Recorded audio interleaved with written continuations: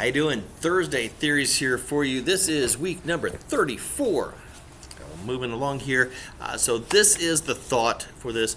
Talked about it before, but I think it's important. Reworded it a little bit and bringing it back up again because this is a key factor for leadership, for teaching, parenting, self-respect, the whole thing. And it's this statement. Okay? Never apologize for setting, expecting, and accepting high standards. And that's a key thing, I think, in that when we're dealing with others, we're dealing with ourselves, we should first of all set a high standard for things. We need to challenge ourselves. We need to challenge others for growth, for progress, for anything in that. And so first of all, the whole thing is we've got to set those things. We've got to push, we've got to challenge. Now, I will admit, sometimes I've done this before. I've set a goal that I thought was a high thing. I set a standard that I thought was pretty high, and they blow right past it. Like, just so amazing. I'm like, okay, cool. We're going to raise the bar then.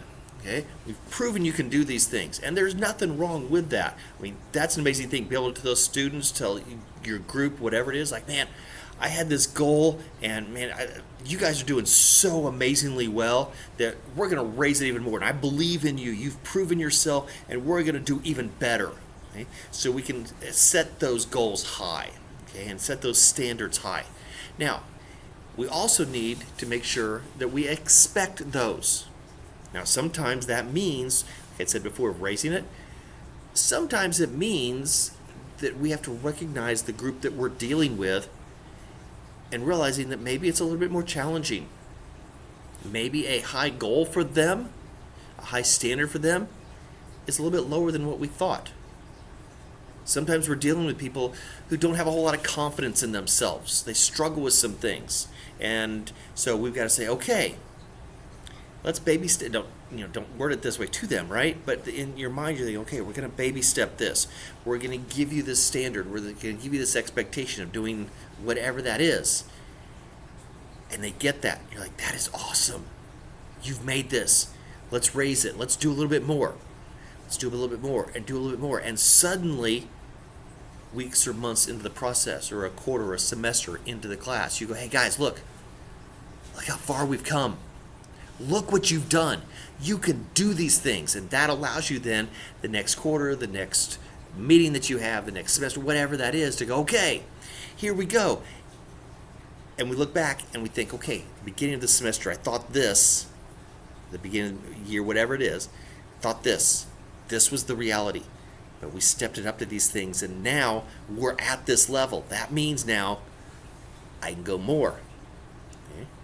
But we understand the audience that we're dealing with, and we know what to expect from them and how to adjust things accordingly. And then the last bit of that is accepting high standards. We've got to remember that as leaders, as teachers, as parents, whatever that role that we're in, that it's okay for people to expect a lot out of us. If we're setting that for other people, people should do the same thing for us, and we should do the same thing for us. That we've got to accept we're at a higher standard, that we have a higher quality that we need to do to present that, to model the behavior that we expect from our group, from our organization, from our students in the classroom, whatever that may be. If we want them to do things, we need to be doing that and more. Don't push them ahead. Show them, hey, come with me.